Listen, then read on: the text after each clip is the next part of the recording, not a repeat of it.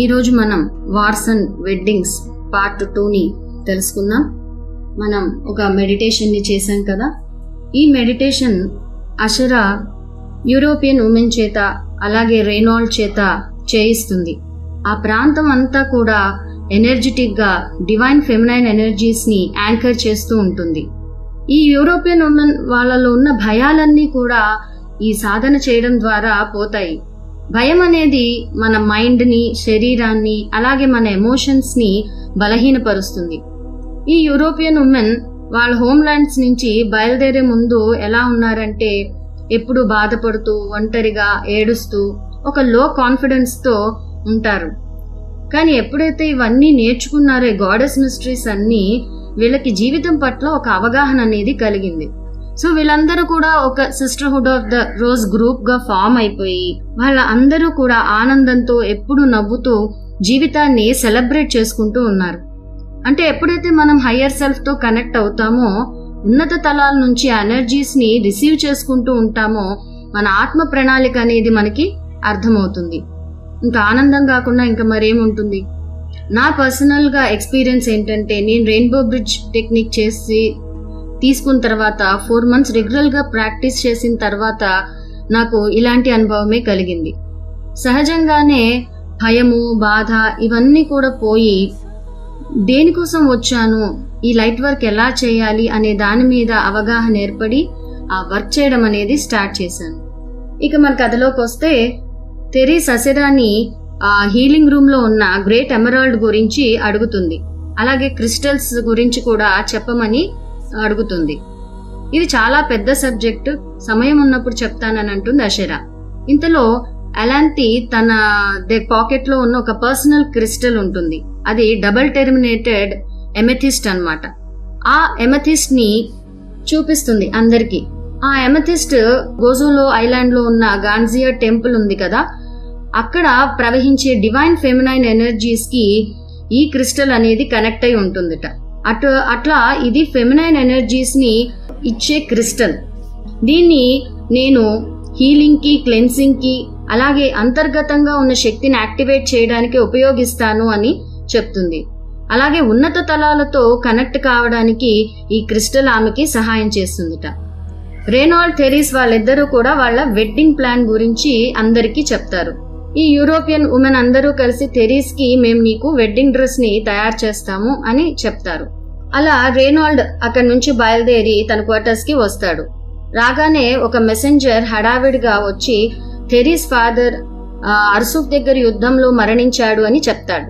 ఈ విషయం తానే తెరీస్ కి చెప్తాను, నువ్వేం చెప్పొద్దు అని రేనాల్డ్ అతనికి చెప్తాడు.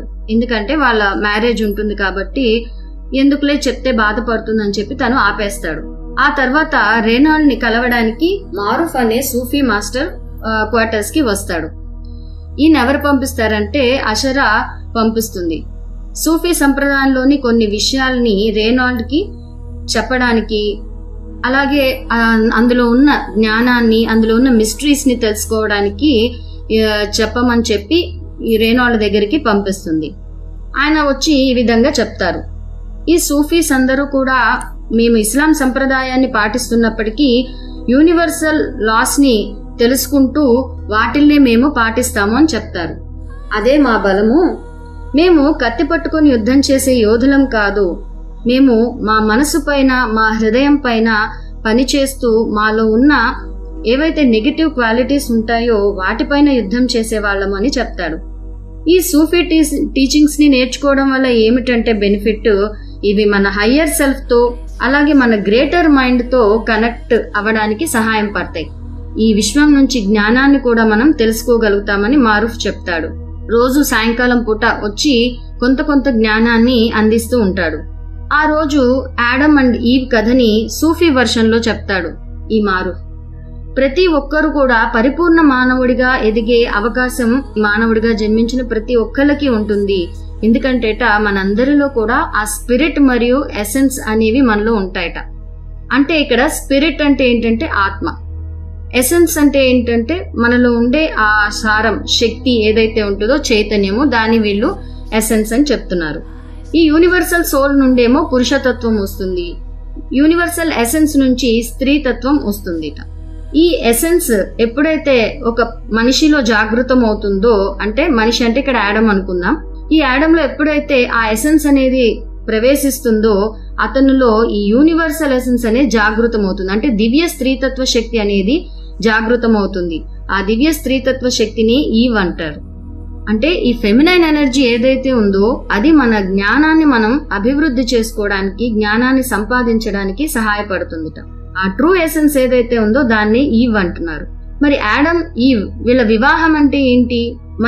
ఒక మనిషి యొక్క, మానవ జాతి యొక్క ఆధ్యాత్మిక జ్ఞానాన్ని పెంపొందించడానికి, అర్థం చేసుకోవడానికి, వాళ్ళ మూలాలలో ఉన్న ఆ జ్ఞానాన్ని బయటికి తీయడానికి ఈ ఇద్దరి యొక్క కలయిక అనేది ఉపయోగపడుతుంది.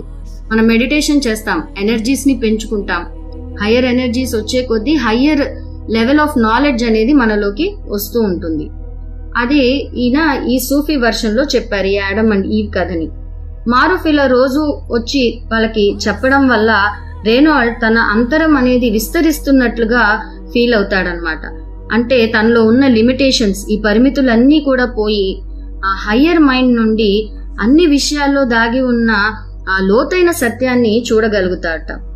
అలాగే ఆధ్యాత్మికతలో ప్రేమ, ప్రశాంతత, నిశ్చలత అనేవి చాలా ఇంపార్టెంట్.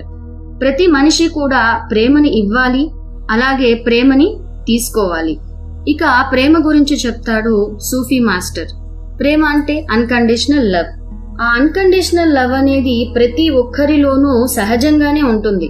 దాన్ని ఎవరూ ప్రాక్టీస్ చేసి ఎక్కడి నుంచో తెచ్చుకోవాల్సిన అవసరం అనేది లేదు. ఒకవేళ ఆ ప్రేమ అనే ఎనర్జీ లేనప్పుడు ఆ మనిషి ఎలా ఉంటాడంటే గందరగోళంగా, పోట్లాటలు, యుద్ధాలు, కొట్టుకోవడం, అలా వినాశకర స్వభావంతో ఉంటాడట. అలాగే స్వార్థపూరితంగా ఉంటాడు. ఆశలు, కోరికలు అనేవి ఎక్కువగా ఉంటాయి అతడిలో. అధికారం కోసం పాకులాడుతూ ఉంటాడు. ఈ లవ్ అనేది ఒక డివైన్ ఫెమినైన్ ఎనర్జీ. ఇది లేకపోవడం వల్ల మనిషి మూర్ఘంగా, కర్కశంగా తయారై ఉంటున్నాడు. అంటే అప్రయత్నంగా ఏమీ చేయకుండా మన సెల్ఫ్ ని ఆ ఉన్నత చైతన్యానికి తీసుకువెళ్ళాలి అంటే ఈ అన్కండిషనల్ లవ్ మన అందరిలో ఉండడం చాలా అవసరం. ఇది ఎక్కడో లేదు, ఇది మన అంతరంలోనే దాగి ఉంది. అలా అన్కండిషనల్ లవ్ తో ఉన్న వాళ్ళల్లోనే ఆ పరమాత్మ యొక్క ప్రకాశం అనేది బయటికి వస్తుంది.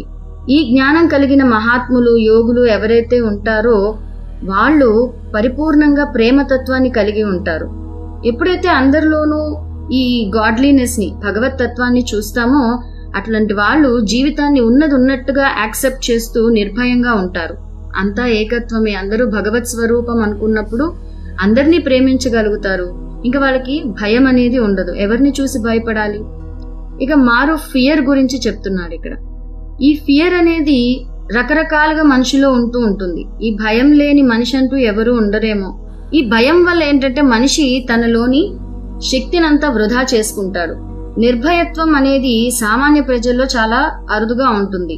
ఏదైనా యాక్సిడెంట్ అవుతుందేమో, ఏదైనా రోగం వస్తుందేమో, అలాగే నాకున్న సంపదను ఎవరైనా లాగేసుకుంటారేమో, ఏ కీడు జరుగుతుందో అని ఎన్నో భయాలతో నిరంతరం భయపడుతూ ఉంటారు. కొన్ని ఏ విషయం లేకపోయినా కూడా అనవసర భయాలతో చాలా మంది ఉంటారు.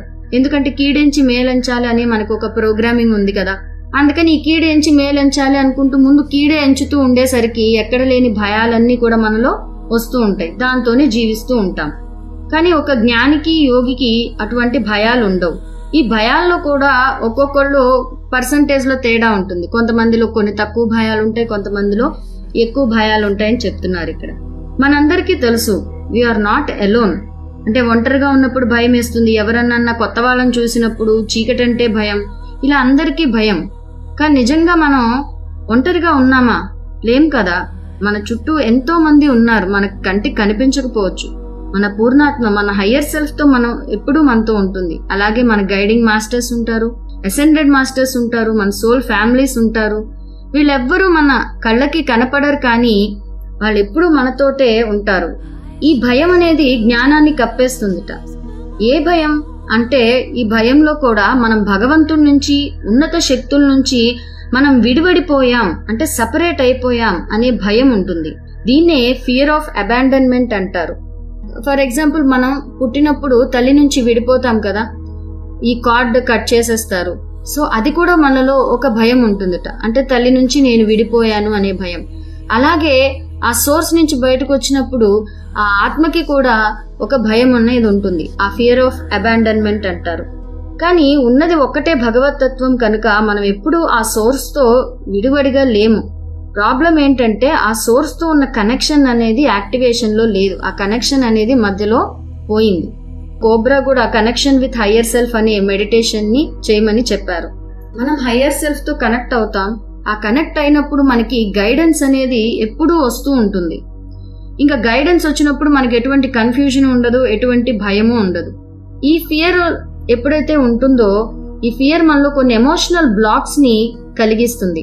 ఎప్పుడైతే ఎమోషనల్ బ్లాక్స్ అనేవి ఉంటాయో హీలింగ్ ఎనర్జీస్ అనేది మన లోపలికి రావు. మరి ఎమోషనల్ బ్లాక్స్ ని క్లియర్ చేసుకోవాలంటే ఏం చేయాలి? మళ్ళీ మనం ఇన్నర్ వర్క్ చేయాలి. అంటే మనలో ఏం నెగటివ్ ఎమోషన్స్ ఉన్నాయి, మనలో ఏవేవి ఎప్పుడెప్పుడవి ట్రామాస్ ఇవన్నీ కూడా ఎక్కడెక్కడ స్టోర్ అయి ఉన్నాయి, ఏవేవి ఉన్నాయి అనేది ముందు మనం అవన్నీ లిస్ట్ అవుట్ చేసుకోవాలి. వాటిని అవేర్నెస్ తో తొలగించుకోవాలి. అంటే ముందు మన మీద మనం వర్క్ చేసుకోవాలి. మనం ఫర్గివ్నెస్ ని అడగడం ద్వారా లేదా వాళ్ళని ఫర్గివ్ చేయడం ద్వారా వాటన్నింటినీ కూడా రిలీజ్ చేసేయాలి.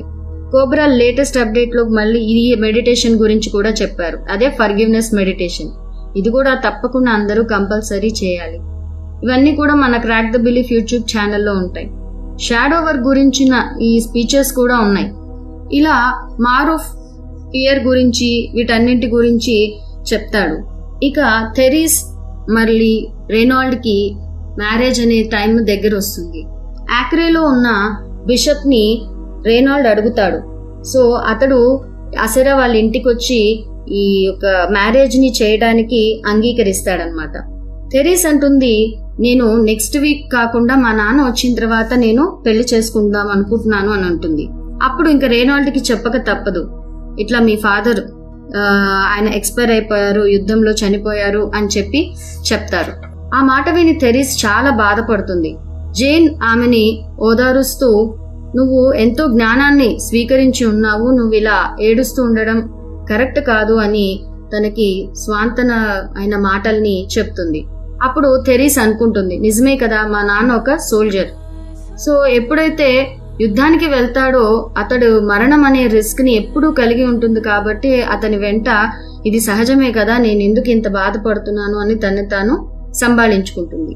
వాళ్ళ యొక్క పెళ్లి జరిగే రోజు వస్తుంది. ఆ పెళ్లికి ఈ మారూఫ్ ఈ సూఫీ మాస్టర్ కూడా వస్తారు. అతన్ని చూసి రేనాల్డ్ అనుకుంటాడు, ఈయన నాకు ఎంతో అద్భుతమైన జ్ఞానాన్ని ఇచ్చాడు కదా, అంటే ఒక స్త్రీ పురుష సంబంధాల గురించి, అలాగే ఒక భాగస్వామిని ఎలా చూసుకోవాలి, ఎలా ఉండాలి, ఎలా ఎనర్జీస్ ని మింగిల్ చేసుకోవాలనే విషయాలన్నీ కూడా అతడు చెప్తాడు.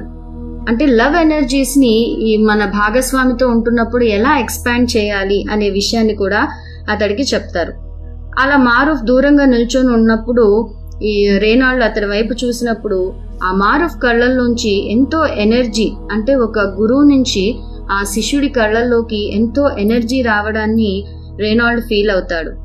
క్యాథరిన్, ఎలెనోర్ వీళ్ళందరూ కూడా ఆ మ్యారేజ్ లో ఉంటున్నప్పుడు క్యాథరిన్ కి ఇలా అనిపిస్తుంది, ఎంత లవ్ ఎనర్జీస్ ఈ పెళ్లిలో ఉన్నాయి, ఎందుకంటే వీళ్ళిద్దరూ ఇష్టపడి ప్రేమతో పెళ్లి చేసుకుంటున్నారు. అలాగే ఇక్కడ వచ్చిన గెస్ట్స్ అందరూ కూడా ఎంతో ఒక ప్రేమతో వీళ్ళని ఆశీర్వదించడానికి వచ్చారు.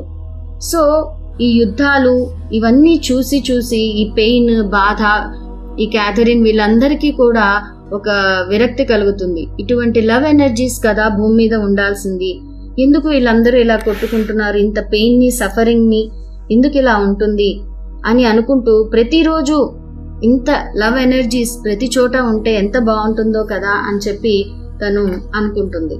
వీళ్ళిద్దరు పెళ్లి అంతా అయిపోయిన తర్వాత వాళ్ళందరూ కూడా గెస్ట్ అందరూ కూడా లంచ్ డిన్నర్ చేసేసి వెళ్ళిపోతారు. వాళ్ళ రూమ్ లోకి రేనాల్డ్, థెరీస్ వెళ్ళిపోతారు. 3 రోజులు అలాగే వాళ్ళిద్దరూ వాళ్ళ ఏకాంతాన్ని సెలబ్రేట్ చేసుకున్న తర్వాత 4వ రోజు అసెరా వీళ్ళ దగ్గరికి వస్తుంది. థెరీస్ ని హక్ చేసుకుంటుంది. ఆ చేసుకున్నప్పుడు ఆమె ఈ థెరీస్ యొక్క భవిష్యత్తుని జస్ట్ అలా ఎక్స్పీరియన్స్ అయి చూడగలుగుతుంది అనమాట.